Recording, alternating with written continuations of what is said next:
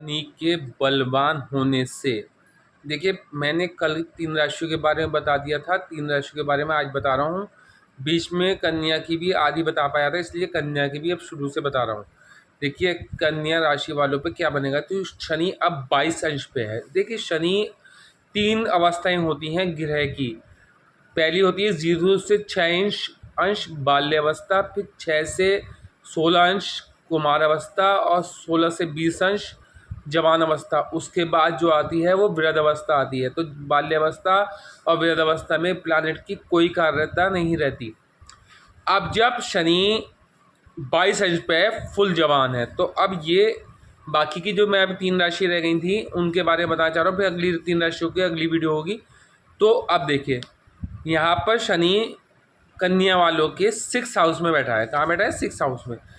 तो अब तक ये कुमार अवस्था में था तो पूर्णता फल नहीं दे पा रहा था, मगर अब ये जवान अवस्था में है तो ये पूर्णता फल देगा। अब ये रोग, ऋण, शत्रु 6 हाउस में बैठ के शनि का यह कार्य होता है। मेलेफिक प्लैनेट का 6 हाउस में बैठ के ये कार्य होता है। रोग भी समाप्त रहते हैं, शत्रु भी समाप्त रहते हैं, ऋण भी समाप्त रहते हैं। रोग ऐसे भागते हैं जैसे मानव को देख के शेर को देख के मानव भागता है। ऋण ऐसे भागते हैं, विलुप्त हो जाते हैं जैसे डायनासोर विलुप्त हो गए।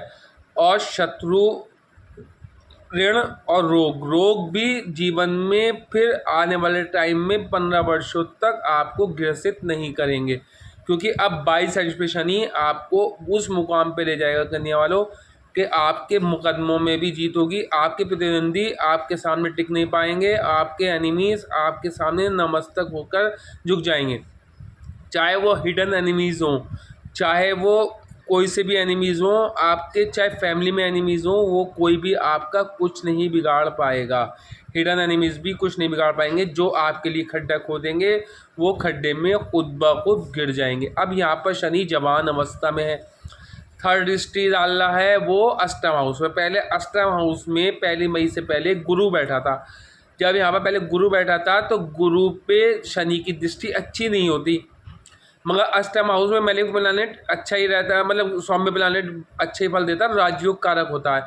तो यहाँ पर बैठ के गुरु सिर्फ एक ही बात ये कर रहा था, इंस्टीट्यूशन पावर स्ट्रॉन्ग कर रहा था, आपको राजयोग कारकता आपके पिछले 11 महीने मतलब में जो भी काम रुके मगर काम बने, परेशानियाँ दोनों आई मगर काम बनते चले गए, क्योंकि नवम दृष्टि से वो 4th हाउस को अपने ही घर को देख रहा था जो उच्च का घर है उसके।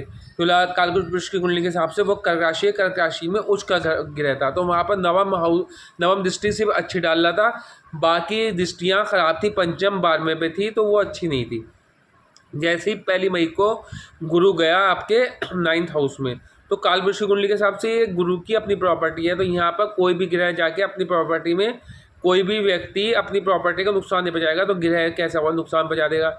तो यहाँ पर बैठकर आपकी जो, देखिए अभी 6ठे हाउस में जो शनि बैठा है वो ही बैठा है गुरु के नक्षत्र में, पूर्व भाद्रपद में बैठा है, तो ये गुरु का नक्षत्र है। अब जब गुरु अपने ही घर से बैठ के सप्तम दृष्टि, तीसरी दृष्टि डालेगा ये आपके 3rd हाउस को, अष्टम हाउस को, तो आपका जो गुरु है 6ठे हाउस में शनि उसके नक्षत्र में बैठा है। अब तक ये अष्टम में बैठा था, केंद्राधिपति दोष लगाए हुए था। अक्टूबर तक ये गुरु के नक्षत्र में बैठा रहेगा। अब ये नवम हाउस में पहुंच गया, तो अब आपके गुरु बलवान अवस्था में आ गया। देखिए कालपुरुष कुंडली के हिसाब से नवम हाउस का स्वामी है गुरु, और आपके 4थे और सप्तम हाउस का स्वामी है गुरु। तो केंद्राधिपति दोष लगा हुआ था, तो भूमि में आपको लॉस हो रहा था, आपके पास वाहन नहीं टिक पा रहा था, आपके पास वाहन था तो धूल हट रही थी, आपको वाहन प्राप्त नहीं हो पा रहा था, आप कितनी ही मेहनत कर रहे थे वाहन खरीदने लायक नहीं बन रहे थे, क्योंकि केंद्राधिपति दोष लगा हुआ था। अगर आपकी कुंडली में ही गुरु अच्छी अवस्था में बैठा होगा तो फिर एक वक्त अवस्था अलग होगी, तो आपके पास वाहन भी हो सकता है। तो आप अब जो है केंद्राधिपति दोष समाप्त हो गया आपका 1 मई को।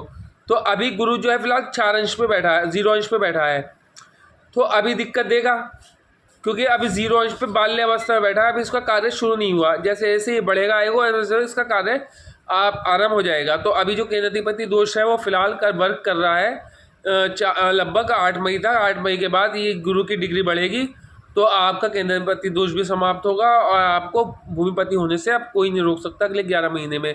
आपके पास अगले 11 महीने में उच्च कोटि का वाहन अवश्य होगा। हमारा गुरु की अवस्था आपकी कुंडली में अच्छी होनी चाहिए, D9 में अच्छी होनी चाहिए, D10 में अच्छी होनी चाहिए, कहीं एक अवस्था कहीं ना कहीं अच्छी होनी चाहिए। शनि की अवस्था अच्छी होनी चाहिए तो भी आपको वाहन मिलेगा, भूमिपति होंगे। और आपके माता की हेल्थ जो डिस्टर्ब चली आई थी वो हेल्थ भी सही हो जाएगी। हाँ, मुझसे मैं आपको एक बता दूं, अभी फिलहाल शुक्र अस्त अवस्था में चल रहा है क्योंकि आपके अष्टम में बैठा है सूर्य के साथ। तो अब जैसे ही ये अष्टम से निकल के गुरु जाए के घर में चला जाएगा सूर्य, तो गुरु 9 में बैठा है वहाँ बैठ जाएगा तो गुरु अस्त हो जाएगा। जब गुरु अस्त हो जाएगा तो शुक्र आपका अस्त से निकल जाएगा। जब शुक्र अस्त से निकल जाएगा तो शुक्र आपका महत्वपूर्ण प्लानेट है करने वालों, क्योंकि शुक्र आपके भाग्य भाव का प्लानेट है करने वालों। शुक्र आपके जो है क्या कहते हैं योग कारक प्लानेट है कन्या वालों। अगर तात्कालिक मित्रता में शुक्र अच्छी अवस्था में हुआ या आपकी कुंडली में अच्छा प्लेसमेंट हुआ तो अस्त से निकलते ही आपके जीवन में एक अचानक से स्मार्टनेस ले आएगा। आपके जीवन में अचानक से प्रफुल्लित हो जाएंगे आप, आपको लग्जरी लाइफ जीने का मौका मिलेगा। और गुरु का अस्त होना अभी आपको इतनी दिक्कतें नहीं देगा क्योंकि शुरू में गुरु अभी बाल्यावस्था में पड़ा है, तो अस्त होने से इतनी दिक्कत नहीं आएगी क्योंकि शुक्र का अस्त होना ज़्यादा दिक्कतें दे रहा था आपको। तो जैसे ही अस्त से निकलेगा तो गुरु अस्त में जाएगा, गुरु बाल्यावस्था में, तो अस्त होने में इतनी दिक्कतें नहीं आएंगी। तो अभी आपके लिए अच्छा ही है, अगले 11 महीने बहुत अच्छे हैं। बल्कि शनि आपके लिए आने वाले 20 वर्षों तक लाभ ही देने वाला है, सफलता देने वाला है। आपकी जो नौकरियां चली गई थी वो नौकरियां अचानक से मिलनी शुरू हो जाएंगी। अब अक्टूबर तक आपको 100% नौकरी मिल जाएगी क्योंकि शनि गुरु के नक्षत्र में अक्टूबर तक है। और आपके व्यापार में जो बार बार सफलता नहीं मिल रही थी अब वो सफलता मिल जाएगी। बार में व्यापार में पैसा लगाए थे, पैसा डूब रहा था, अब व्यापार को डायरेक्शन मिल जाएगी। अभी तक आप विचलित थे, दिमाग आपका टेंशन में था कि कहीं से कोई आमदनी